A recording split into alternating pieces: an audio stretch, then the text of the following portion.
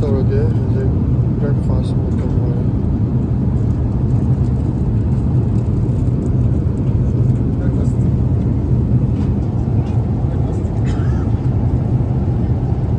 Film ꯃꯆꯥ ꯑꯃꯇꯪ ꯌꯦꯡꯉꯒ ꯕ꯭ꯔꯦꯛꯐꯥꯁ ꯇꯧꯔꯒꯦ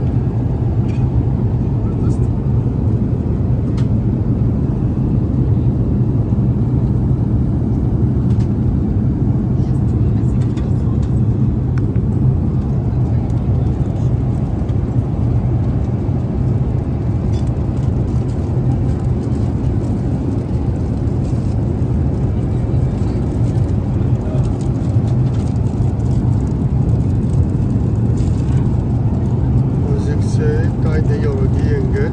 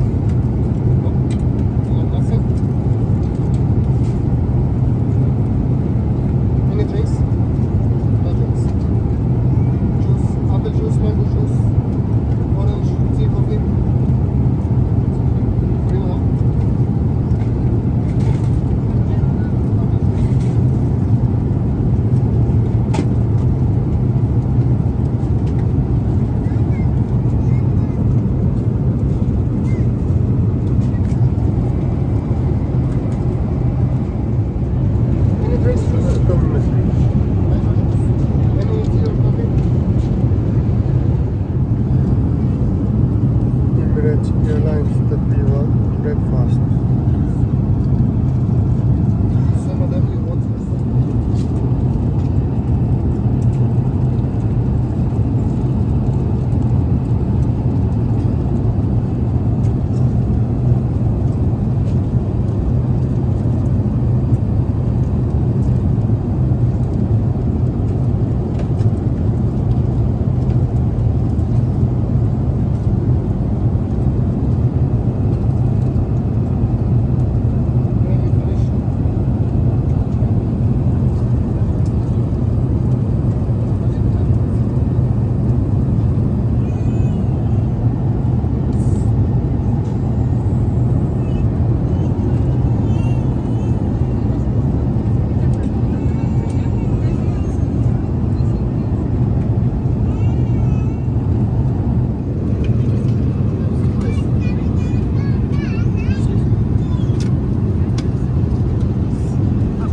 ꯉꯁꯤꯗꯤ ꯕꯣꯇꯜ ꯃꯆꯥꯁꯦ ꯑꯅꯤ ꯊꯛꯇꯣꯛꯀꯦ ꯍꯧꯖꯤꯛ ꯌꯧꯗꯧꯕ ꯋꯥꯠꯂꯤ ꯇꯪꯈꯥꯏ ꯆꯜꯂꯦ drinks. This place, any dishes, apple juice. Apple juice. So 2 apple juice.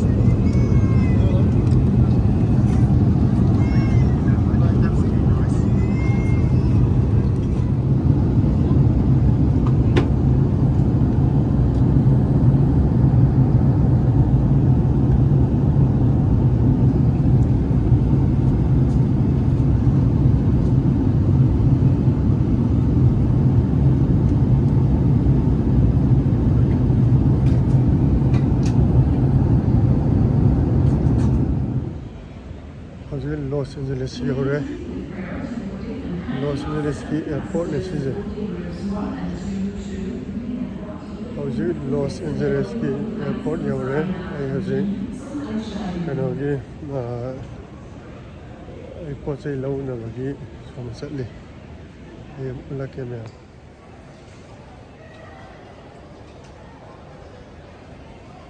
Loss Angeles की LAX हाइडो दुगी एयरपोर्ट ने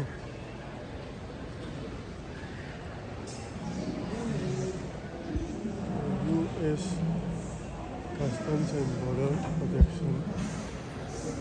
Samo security kan amu tawgini check amu tawgini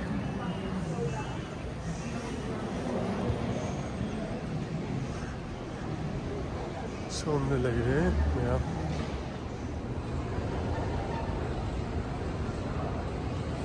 United States. Welcome to United States.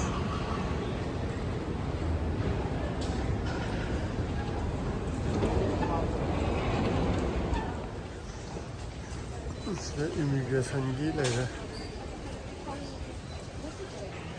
immigration की अगर संग में क्या और जी अयन लड़ी से लॉस एंजलिस तनी लड़ी से कि एयरपोर्ट तक थोड़ा है एयरपोर्ट थोड़ा का टैक्सी वाले का टैक्सी से एयरपोर्ट तक फंगे का जो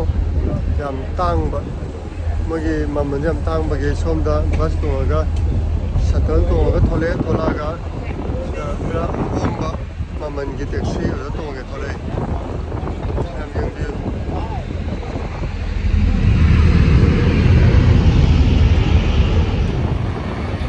लेरे टैक्सी का होम मसीजना अदुना मयाम सिदना क्यू द लिंग लेरे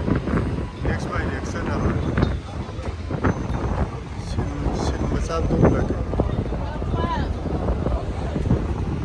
सी लॉस एंजलिस ने याम इंगे कनो मैं वेदर से सेम इंगे लेरे आई होजे हरमोसा बीच ना मोसादा इज्जत ना बताओगे तो यार कहीं तो लोग कनो सो वीडियो फिल्म मगे तो का थोड़ी जो का नहीं करना मगे हाय एवरीवन अनोबो ब्लॉग अमतंग नमजरे सिगी ब्लॉग सिना लॉस एंजलिस ता अयजे हुजिते यौबदा गारी यौरगा थोले मोय एयरपोर्ट तगी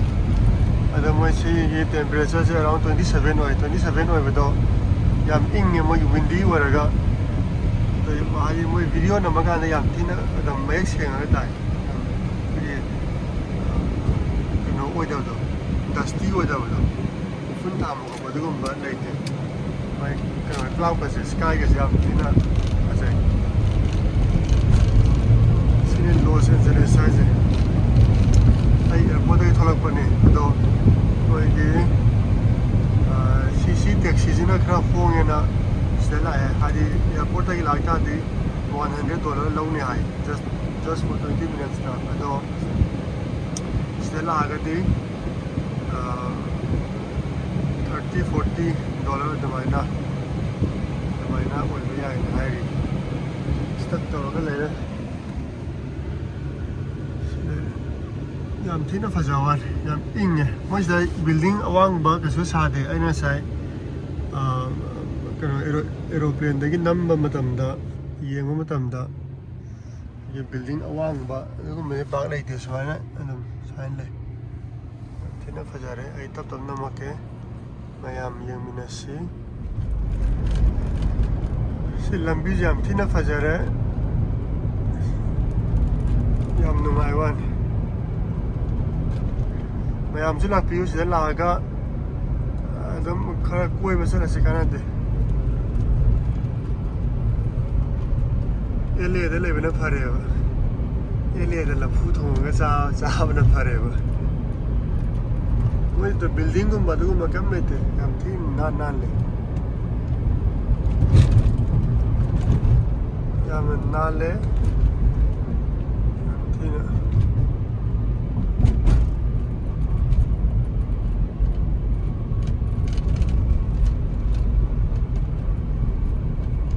ये मुझे रखे तब ना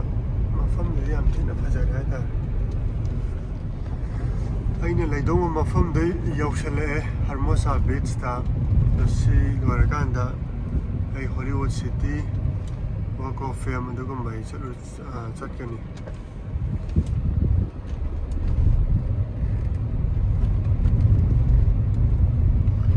मफम याम थिनु वाइदो मालमा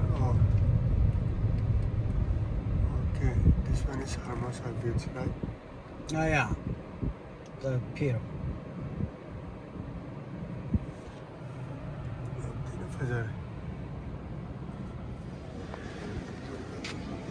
Mayam yengminarasi ayo sida sea vista sake Hermosa Beach ko ko na isa lage semi mayam lakna re cycle le dum sa pe ai वो साइकिल था भाई था वही ना कहीं उपाय ले